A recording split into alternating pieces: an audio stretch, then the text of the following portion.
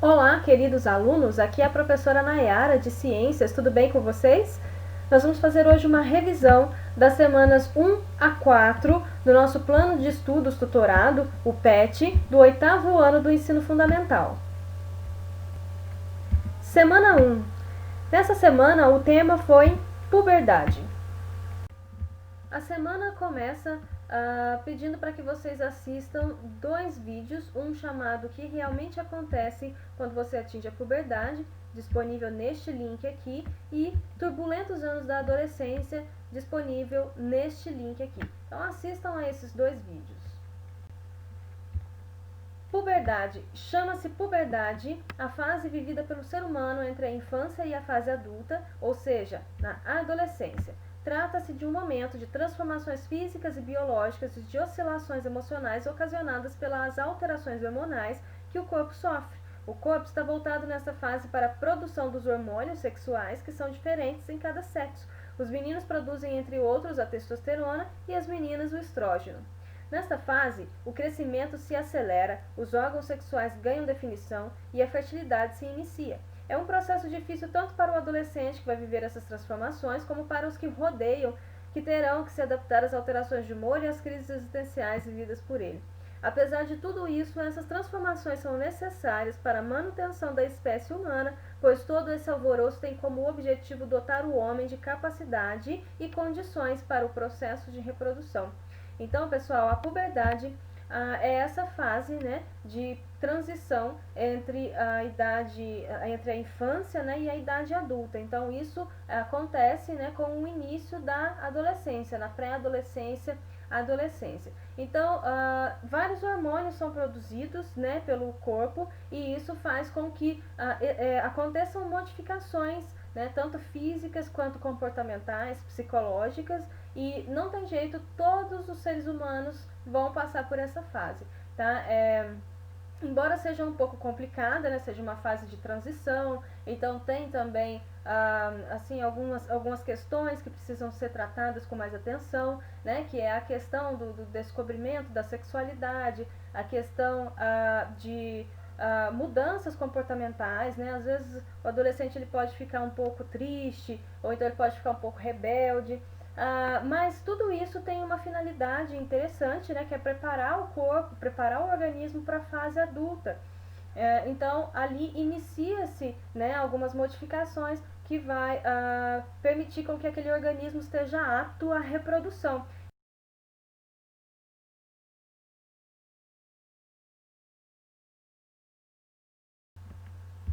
Então existem alguns sinais, né, da puberdade, e esses sinais eles são diferentes no menino e na menina. Então vamos conhecer quais são esses sinais e a diferença entre os dois.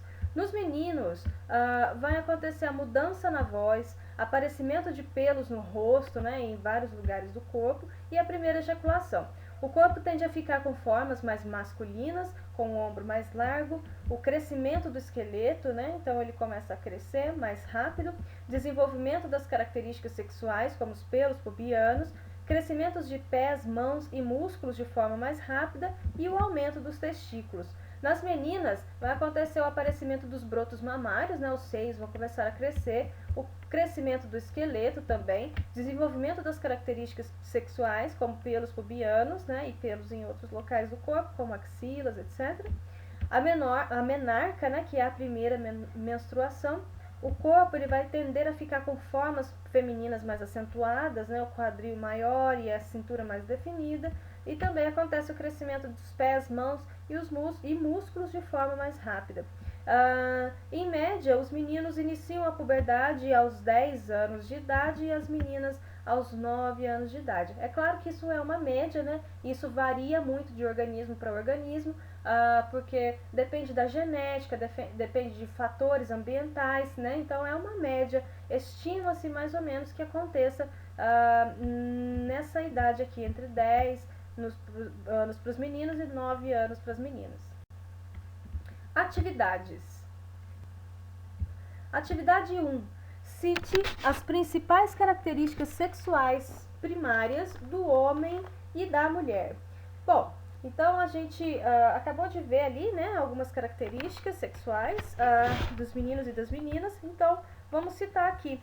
Nos meninos vai acontecer mudança da voz, corpo com forma masculina, surgimento de pelos no corpo, crescimento do esqueleto, pés, mãos e músculos de forma mais rápida, desenvolvimento dos órgãos sexuais e a primeira ejaculação.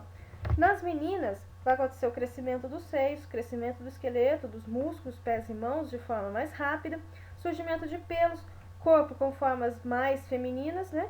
E a primeira menstruação, chamada de menarca, certo? Atividade 2. Um aluno fez a seguinte afirmação: a fase de transição entre a infância e a vida adulta é a puberdade. Já a adolescência é um período no início da puberdade no qual o corpo de meninos e meninas muda, tornando-se cada vez mais parecido com o corpo de um adulto apto para a reprodução. A afirmação do aluno está correta? Justifique a sua resposta. Bom, então analisando essa afirmação, a gente percebe que tem alguns erros aqui, então ela não está correta. Na verdade, a fase de transição entre a infância e a vida adulta não é a puberdade, é a adolescência. Já a puberdade é um período no início da adolescência no qual o corpo de meninos e meninas muda. Então, o que aconteceu aqui? Ele trocou os termos, né? Então, tá errado por conta disso. Os termos estão trocados e, na verdade, a fase de transição é a adolescência e a puberdade é um período no início da adolescência, certo? Atividade 3. A maneira de passar para a vida adulta está relacionada com a cultura. Pesquisa sobre o tema e comente como os povos indígenas e outras culturas marcam essa passagem. Bom, então, fazendo uma breve pesquisa no YouTube, a gente encontra, né, vários relatos, várias informações de como que são esses ritos de passagem, né, entre as tribos indígenas e entre os diferentes povos e culturas, né, que existem no nosso planeta. Então eu peguei alguns exemplos aqui para citar para vocês. Vocês dêem uma pesquisadinha lá, escolham alguns exemplos que vocês acharem mais interessantes também para poder anotar no caderno. Mas, por exemplo, nós temos a tribo Sateremauê, né, que é uma tribo brasileira onde os meninos, quando eles passam, né, por esse período de transição da infância para a fase adulta, eles têm que colocar a mão dentro de luvas cheias de formigas venenosas, né, as tocandiras. E aí eles têm que ficar dançando por pelo menos 10 minutos ali com aquela luva, né, nas mãos, para poder provar que ele é agora um homem, né. Nós temos também uma ilha, né, no meio do Oceano Pacífico, onde uma tribo nativa tem um rito de passagem também curioso, onde os meninos devem saltar de uma torre, né, de aproximadamente 30 metros num bug jump improvisado, feito de madeira, de cipó, para poder provar que são corajosos e que agora se transformaram em homens, né?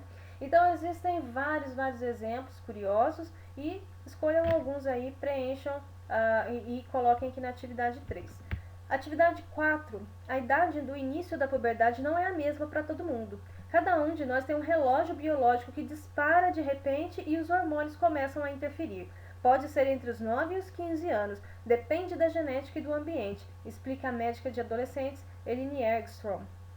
Então, a questão A é o seguinte: quais são os hormônios sexuais? Então, os principais hormônios sexuais são, para as meninas, o estrógeno, né, o estrogênio, e para os meninos, a testosterona. Existem outros, né, mas a gente está citando aqui os principais. Letra B. O termo dispara pode indicar a atuação do sistema nervoso na ativação de glândulas sexuais durante a puberdade. Como se dá essa atuação? Bom, a gente ainda não estudou o sistema nervoso, né? Vocês não conhecem o funcionamento dele a fundo. Então, eu vou explicar aqui para vocês, para a gente poder preencher essa letra B aqui, mas não se preocupem em entender todos esses termos agora, que a gente ainda vai chegar lá, nós ainda vamos estudar com calma, né, e com detalhes o sistema nervoso. Mas, resumidamente, o hipotálamo, né, que é uma região cerebral responsável por regular o nosso organismo, né, pela produção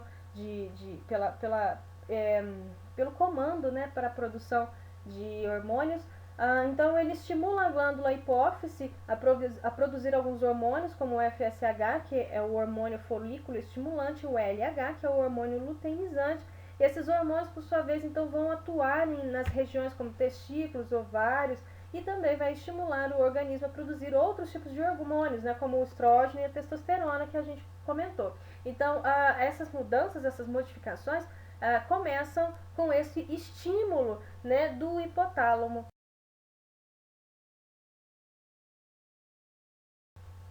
Semana 2. Sistema respiratório. O sistema respiratório é um conjunto de órgãos responsáveis pela realização de trocas gasosas. Para produzir energia, as células necessitam de oxigênio. Esse oxigênio é captado da atmosfera através da inspiração e logo em seguida é transportado por todo o organismo através do sangue. As células utilizam então o oxigênio nas suas reações químicas para produzir energia e o produto dessas reações é o dióxido de carbono, que por sua vez é eliminado do organismo através da expiração. Pessoal, então o sistema respiratório é um conjunto de órgãos responsáveis, né, pelo processo de trocas gasosas do nosso organismo. Lembra que a gente estudou no início do ano letivo que o nosso corpo ele é formado por células, né? E essas células elas executam, né, funções que são responsáveis pela manutenção do nosso organismo. Para que essas células funcionem bem, é necessário energia, né, para elas funcionarem, para elas realizarem essas funções. O nosso corpo, né, essas células, elas necessitam de energia. Para que essa energia seja produzida, é necessário nutrientes, né, que a gente absorve lá dos alimentos, e oxigênio. O oxigênio, então, quem vai prover, né, esse oxigênio para o organismo é o sistema respiratório.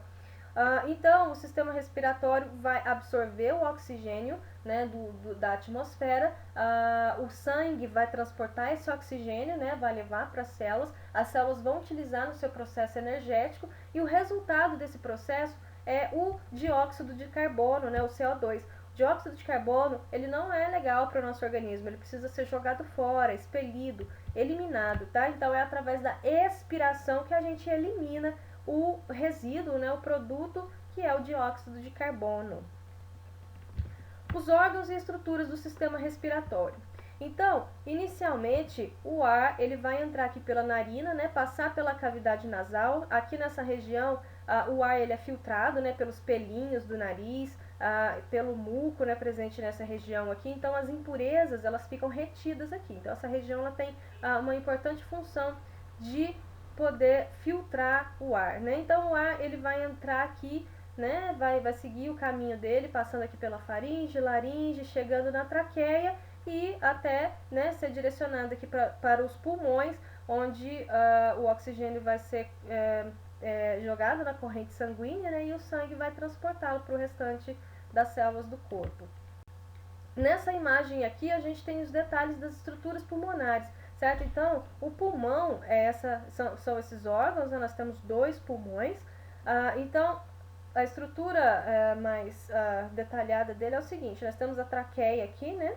Que faz a entrada aqui no pulmão. A traqueia ela vai dar origem, né, a ramificações chamadas de brônquios, né? Os brônquios, eles continuam se ramificando em porções cada vez menores, chamadas de bronquíolos, e as porções terminais desses bronquíolos, né, o final desses bronquíolos, são estruturas semelhantes a pequenos sacos, chamados de alvéolo, né? Aqui que vão acontecer as trocas, né, gasosas. Então, o oxigênio que está entrando aqui vai para a corrente sanguínea e o dióxido de carbono que precisa ser eliminado sai da corrente sanguínea, volta aqui para o pulmão para poder fazer o caminho inverso e ser expelido pela expiração.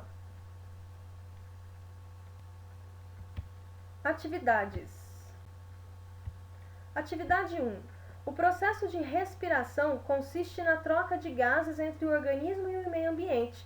Qual é o gás absorvido pelo nosso corpo através da inspiração? Muito fácil, né? É o gás oxigênio. Atividade 2. Assim como todos os sistemas do nosso corpo, o sistema respiratório é formado por órgãos que desempenham suas funções em conjunto. Assinale a opção que possui órgãos pertencentes ao sistema respiratório. Letra A, faringe, esôfago e pulmão. Letra B, faringe, traqueia e pulmão. Letra C, traqueia, pulmão e fígado. E letra D, faringe, coração e pulmão. O correto aqui é faringe, traqueia e pulmão, né? Aqui o esôfago não faz parte do sistema respiratório, aqui o fígado não faz parte do sistema respiratório e aqui o coração não faz parte do sistema respiratório, fazem parte de outros sistemas, né? Então, o correto é letra B, faringe, traqueia e pulmão. Atividade 3, complete as lacunas abaixo. A entrada de ar nos pulmões, ou seja, a inspiração, se dá pela contração da musculatura do diafragma e dos músculos intercostais. O diafragma abaixa e as costelas elevam-se. Com isso, ocorre um aumento do volume da caixa torácica, fazendo com que o ar entre nos pulmões. Em seguida, ocorre a saída de ar dos pulmões, chamada de expiração, onde acontece o relaxamento da musculatura do diafragma e dos músculos intercostais. Eleva-se o diafragma e as costelas abaixam, diminuindo assim o volume da caixa torácica, expulsando o ar dos pulmões. Certo? Semana 3. Inspiração e expiração. Inspiração e expiração. A entrada de ar nos pulmões, a inspiração, dá-se pela contração da musculatura do diafragma e dos músculos intercostais, né, que são músculos localizados entre as costelas. O diafragma abaixa e as costelas elevam-se, ocorrendo um aumento do volume da caixa torácica, que é a estrutura óssea que protege, né, os pulmões e o coração, fazendo com que o ar entre nos pulmões. Em seguida, ocorre a saída de ar dos pulmões, a expiração. Acontece o relaxamento da musculatura do diafragma e dos músculos intercostais. Eleva-se o diafragma e as costelas abaixam, diminuindo assim o volume da caixa torácica, expulsando o ar do pulmão. Então aqui, essas imagens mostram, né, o sistema da inspiração e da expiração acontecendo, então vai ajudar vocês a entenderem, né, esse processo. Então aqui na inspiração está ocorrendo a entrada de ar, né? Esse ar vai ser conduzido até os pulmões. Aqui nós temos, ó, os músculos intercostais, né, a caixa torácica e o diafragma, que é o músculo que vem aqui logo abaixo, né, e é ele que ajuda, né, a esse movimento de inspiração e expiração. Então, na inspiração, o diafragma se contrai, ele se move para baixo, né, e a caixa torácica se expande. Então, façam uma inspiração longa e profunda agora, coloquem a mão no peito de vocês para vocês sentirem a caixa torácica se expandindo enquanto vocês inspiram. Sintam o diafragma aqui embaixo, né, se movendo para baixo, se contraindo, enquanto essa região aqui vai expandindo e o ar vai entrando. Então vamos lá, inspirem. Sentiram? É isso aí. Agora, na expiração, é o contrário, né? Vai acontecer a saída do ar. Então, os músculos intercostais aqui vão relaxar, né? A caixa torácica, ela vai se contrair, o diafragma também, ele vai se relaxar, então ele automaticamente vai se mover para cima, né? E então o ar, ele vai ser levado, né? Forçado a sair aqui, vai fazer um movimento inverso, a expiração. Então vamos lá, expirem, soltem todo o ar. Enquanto isso, sintam a caixa torácica de vocês aqui se contraindo, né? Sintam o diafragma se movendo para cima e o ar saindo naturalmente. Esse é o movimento de expiração.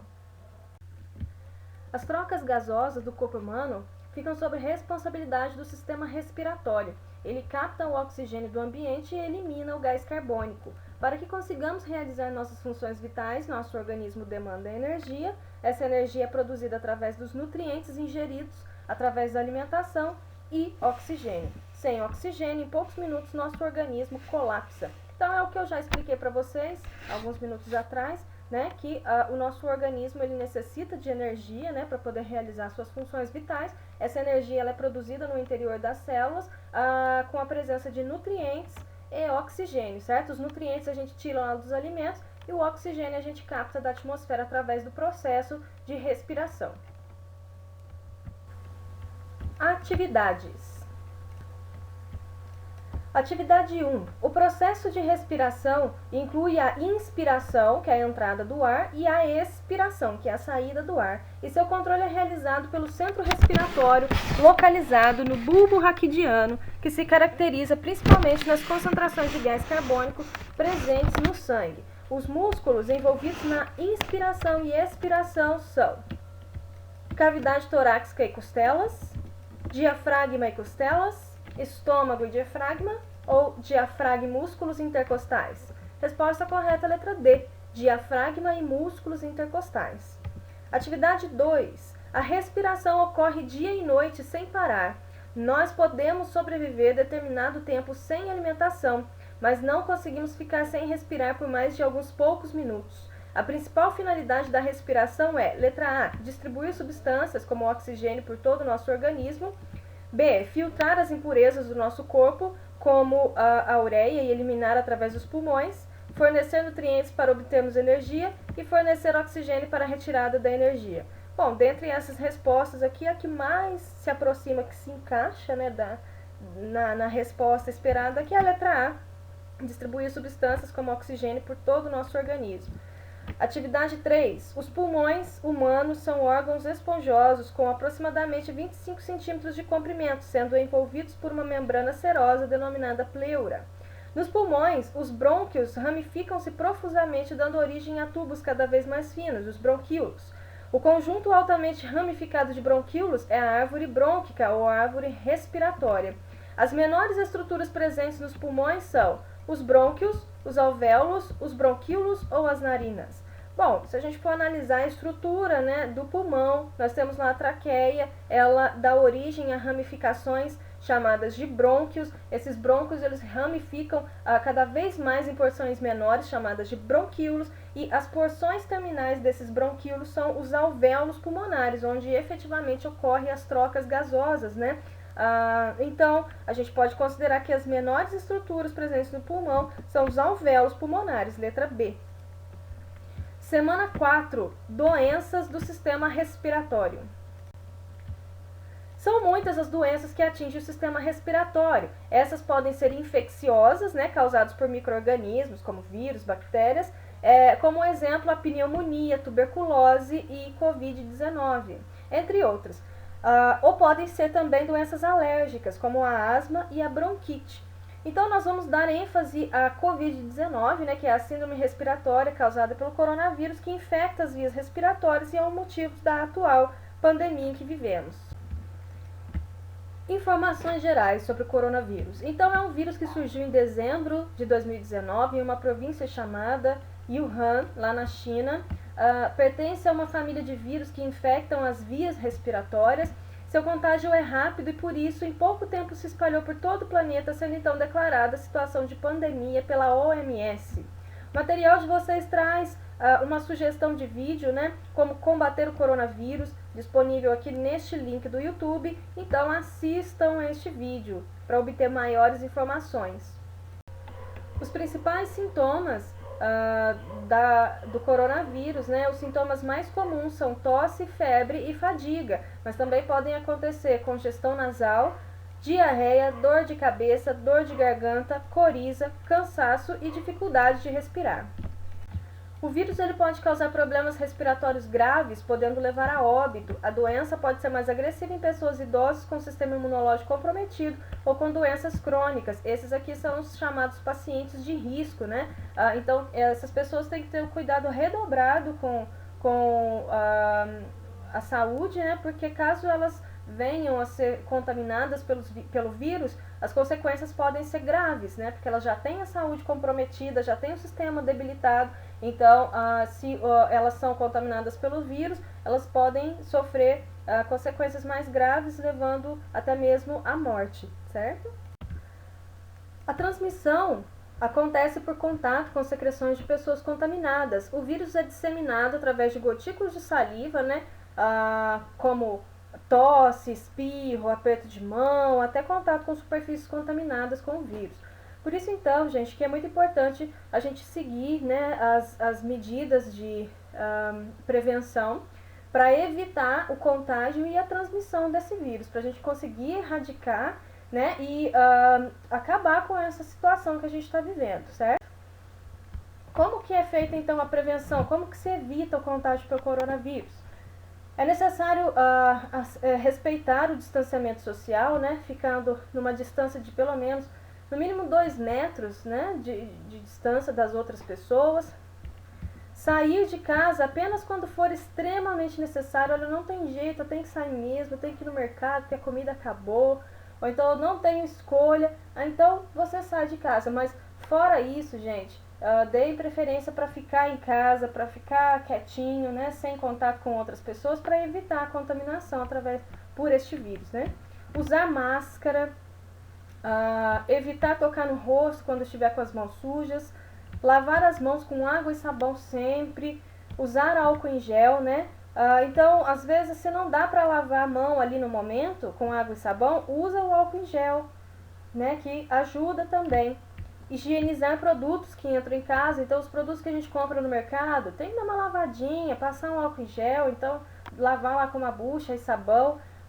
Porque esses produtos eles estão expostos lá no mercado, né? E não dá para saber se eles estão ali contaminados pelo vírus. E cuidar das roupas e sapatos quando chegamos na rua. Então eu tive que sair, não tive escolha, não teve jeito, tive que ir lá no mercado, tive que ir em outro lugar por extrema necessidade. Então quando eu chegar em casa, eu vou tomar cuidado com a roupa que eu usei, com o sapato que eu usei, vou tirar, trocar, né? E lavar aquela roupa e aquele calçado para evitar que eu traga, né? Esse vírus para dentro da minha casa e acabe me contaminando, ou então contaminando as pessoas da minha família, que moram na mesma casa que eu, certo? Então, se a gente seguir essas medidas aqui de prevenção, nós conseguiremos vencer em breve esse vírus, né? Combate às fake news. Doenças virais e epidemias sempre causam alarde na população. A confirmação do novo coronavírus foi também usada para a disseminação de notícias falsas, as fake news. Constantemente são divulgadas informações falsas sobre o novo coronavírus, que vão desde teorias sobre o surgimento do vírus até receitas milagrosas, todas sem menor embasamento científico. O Ministério da Saúde desmentiu vários boatos que começam a circular na internet sobre o coronavírus. As fake news causam pânico na população e atrapalham os trabalhos de investigação das autoridades competentes, sendo imprescindíveis combatê-la. Atividades.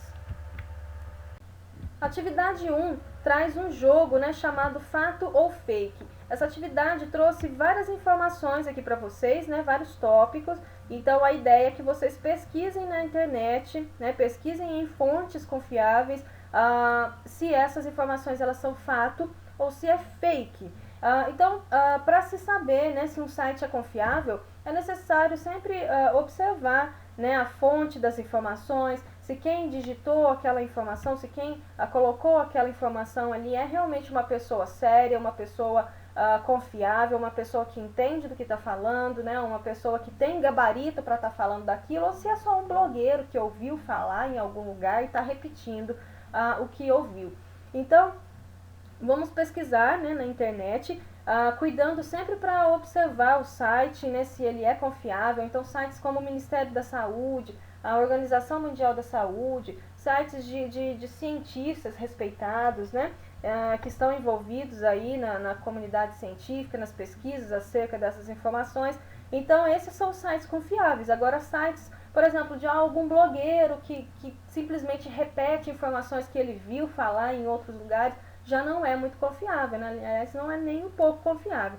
Então, vocês vão pesquisar na internet, cuidando para analisar, para observar a fonte, né? Para ver se ela é confiável ou não, e determinar para cada uma dessas informações aqui, se elas são fato ou se são fake. Atividade 2, né? Então tem algumas perguntinhas aqui. Quais são as consequências das fake news no cotidiano? Por que é importante checar as informações antes de acreditar nelas, né? Antes de disseminá-las? E como verificar se uma informação é falsa ou verdadeira? Aqui embaixo tem algumas dicas para isso, né? Então, antes de repassar uma informação, verificar os detalhes do website, né? Verificar se é um site confiável, se é um site respeitado, se é um site conhecido. Lê na seção sobre nós, né, se os sites têm informação de contatos dos autores, e confira os perfis nas redes sociais. Então, todo site, gente, tem lá um link chamado, uma opção chamada Sobre Nós, onde traz informações sobre as pessoas responsáveis pelo site, ou sobre a pessoa que escreveu aquela informação, aquela notícia, né? Então, é importante conhecer, né, quem são os autores da informação, quem são os donos daquele site, e determinar, né, se são pessoas confiáveis, se são pessoas que realmente sabem do que estão falando, ou se são pessoas que simplesmente estão repetindo o que ouviram, sem confirmar, né, as informações. Veja sempre a fonte primária da notícia, procure confirmar as informações em outras mídias, né? Então veja se aquela notícia está sendo veiculada também em outras fontes, né? Em outros sites, ou se é só um site que de repente está falando sobre aquilo, se realmente for só aquele site, se for só aquela fonte, né? Pode ser, há uma grande chance daquela notícia ser uma fake. Confira sempre a data e a localização das publicações, né? Porque às vezes a gente lê uma informação agora, a hora que a gente vai ver, o negócio aconteceu lá em 2015, foi publicado lá em 2015 e não tem nada a ver com a nossa realidade agora. Então é importante a gente verificar a data, né? E poder determinar ali se aquela informação é realmente verdadeira, se é uma informação confiável. Não compartilhe o conteúdo sem consultar previamente sua veracidade. Então, quando a gente vê uma notícia e a gente acaba disseminando, né, a gente acaba compartilhando aquele conteúdo sem verificar, nós podemos estar servindo como veículo para propagação de fake news, ampliando, né, e proliferando cada vez mais essas fake news. Então, para evitar que isso aconteça, para a gente não ser um veículo de fake news, é necessário sempre conferir, né, o conteúdo e a veracidade daquela informação antes de sair contando para outras pessoas, antes de sair compartilhando, né? Se a gente tomar esses cuidados, se a gente começar realmente a usar um raciocínio crítico para poder analisar as informações que a gente recebe, nós conseguiremos então combater as fake news, né? E também a gente não corre o risco de acreditar em qualquer coisa, né, que dizem por aí. Então é muito importante verificar a fonte da informação, conhecer de onde elas vêm e não sair compartilhando qualquer coisa aí na internet, certo? Pessoal, então esse foi um rápido resumo, né, das 4 semanas de estudo, né? Então eu sei que ficou um pouquinho longo, né? São muitas informações, mas vocês têm a opção sempre de pausar o vídeo, né? De voltar o vídeo em algum ponto que às vezes não ficou muito claro, ou então de assistir de novo, ou quantas vezes forem necessárias, né? Então façam as atividades, tirem as dúvidas de vocês sabem que vocês podem contar comigo, eu estou lá nos grupos do WhatsApp, podem me enviar e-mail, então entrem em contato para tirar dúvidas, não fiquem com dúvidas, tá? Estou aqui para ajudá-los e façam todas as atividades no caderno, me enviem, tá? E para eu poder contabilizar a carga horária e a nota de vocês. Então é isso, qualquer dúvida estou aqui à disposição, abraços, fiquem bem, tchau, tchau.